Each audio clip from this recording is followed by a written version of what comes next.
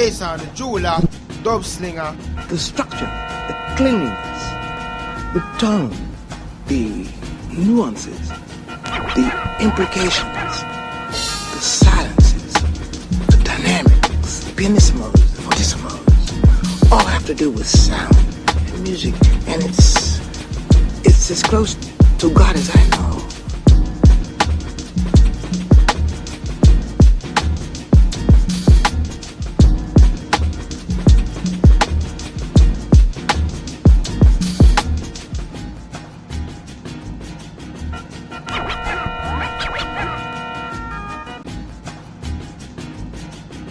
It's as close to God as I know.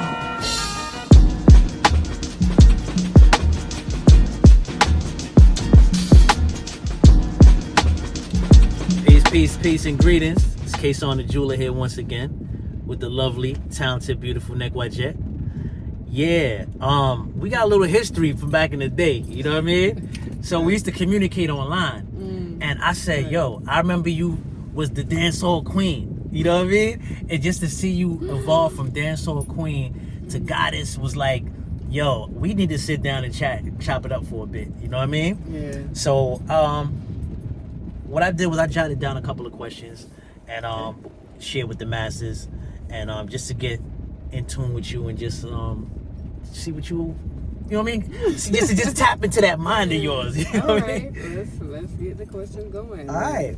First question is, could you first start out by giving us the definition and breakdown of your name, where that came from? Well, I'm gonna try to simplify it for you all.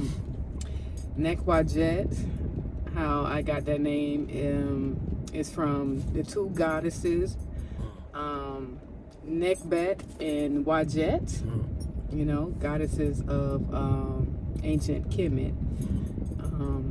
Nehkwadjet, she was like, I think the lower part of Egypt, and then Wadjet the upper part. But they represent the energies, you know, the negative and positive poles within our bodies.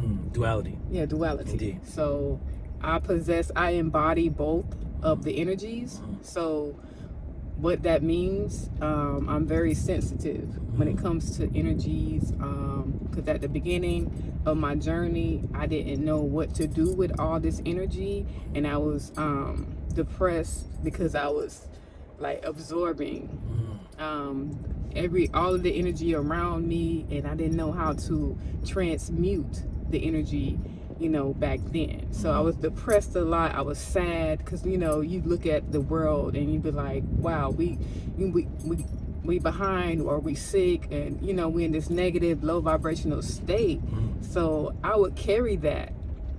And this sister, she wanted to do a destiny reading because I was telling her how I was feeling. She was like, let me see what your destiny about. She's a part of the Aset Society. So wait, hold on. I don't want to cut you off. We don't want to get ahead of ourselves. Because we going to get into the journey. Look, it's deep. So I'm just saying, you wanted to know what. As far as the name. Yeah, the name. Okay. It's deep. Okay. But that's how I got the name.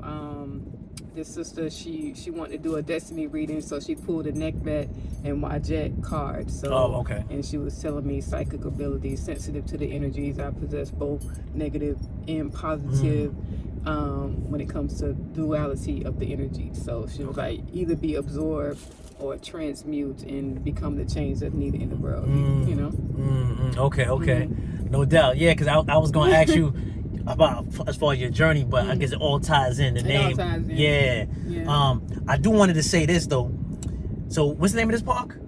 Friendship Fountain. So we have Friendship Fountain Park. We was originally going to chop it up outside. It's a beautiful area here in Jacksonville, but it started to rain on us. But I think it might be stopping. Yeah, it's lighting up. I can tell. Yeah. Still a little drizzle with, you know, here and there. So we do. You know what? We probably do. We do another question or two, and then we might be able to step outside because it's beautiful out here. Hold on a second. So my next question is, where you from? Where you originally from? I'm from Jacksonville. Okay. Florida native, of course. You know, a portal into this region. Like I said, I tell everyone I'm from the cosmos, you know, a multi-dimensional being, just here having a human experience. Right. You know, not of this world, but I am here to be a change. I feel like Earth is my playground. It is a place for me to evolve, you know, to the next part of my journey. And what that looks like for me is cultivating the light body to reach immortality. Indeed. Yeah. Deep indeed. That's what I'm talking about. Yes. So this next question right here is now we can get a little bit deeper now. Okay. So like I said in the intro, I watched your growth, your development, and your evolution from dancehall queen. First of all, would you consider yourself a goddess? Yes. Yes, Okay. And what is that definition to you? Well, a goddess to me, and what that looks like for me, is someone that embodies divinity, sacred order, sacred laws, balance, you know. Someone coming through the darkness and cultivating more light, you know. Someone that's been enlightened, you know, on this enlightenment journey, just living in truth. That's what a goddess is to me, and I feel like I represent that to the fullest. Right. I'm passionate about this path, goddessry. I'm here to be a role model for those who are awakening on this journey, to be that symbol of discipline, you know, order for them. Because when we wake up, we think we you know, we have this freedom, but you can't be free without discipline, you know, because you know, it's something going to be off, or energy going to be blocked, or, you know, you're not going to fully evolve because you'll keep cycling because you're not evolving or growing like in the sacred order. So it got to be order, it got to be balanced. You can't just be free without order. Indeed. What they say, order out of chaos. Yeah. Right. Because order just be chaos, you know. Indeed. No, and that's dangerous, you know.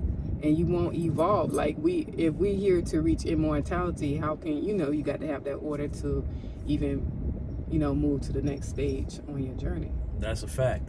Which is exactly what I bear witness to you doing. You know what I'm saying? So I guess when you was, you know, we were a lot younger then, and dancehall was the thing. You know what I mean? Yeah. I'm sure you still love music and you still love reggae music. But I guess you just shed that. Did you know? Not to get too personal if you don't want to, but did something happen to you personally that made you that sparked that change?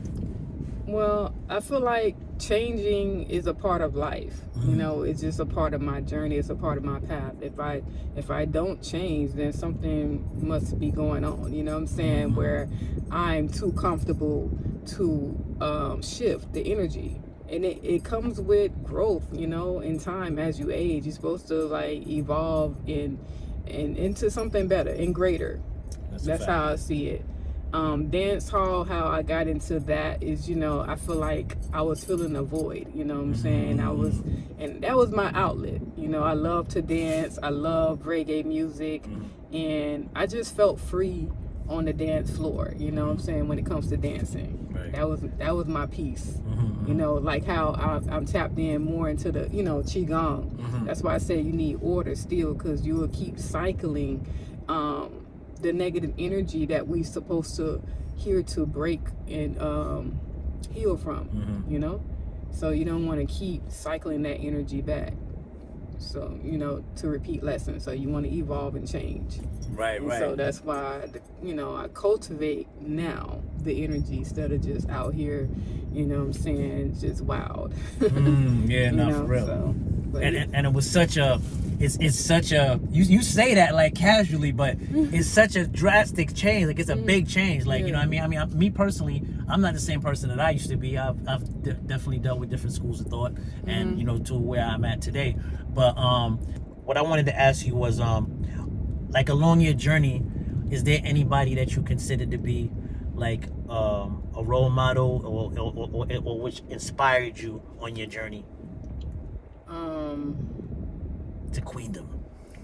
Well, I feel like I had to be I always wanted a spiritual mother, but I had to become that. So when the sister pulled my card, that what made me realize that I have to be all that I need. You know, because you know, when we awaken, we don't have community. It's like most people are asleep. You know, and they're not tapping into their awakening or consciousness like that. So I had to be that leader. I was called at a young age, so it was tough evolving to the point that I'm at right now. So I knew I had to become that guy, that, you know, that example. I feel like I didn't have that around me, you know. So I had to become what I needed. So I am that role model. I am that divine energy, you know. I just allowed that energy to evolve within me, and I am my greatest role model. I'm the person that I look up to. But one other person was Dr. Sebi. Okay. You know? Shout out to R.I.P. Chef Sebi, definitely. Sebi is he set it off. He really did. Who else? John Henry Clark.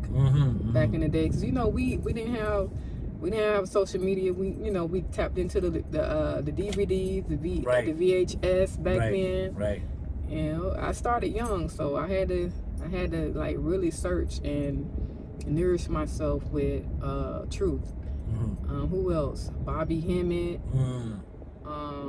Ashar Kwesi. Oh yes. Yes. Ooh, Kwesi put it in there. You hear me? Right. With the chemic knowledge, and he was so passionate about telling that story. Yeah, shout out to him and his wife. I had the pleasure of meeting them in Brooklyn one time, and they was doing the tours of Ethiopia.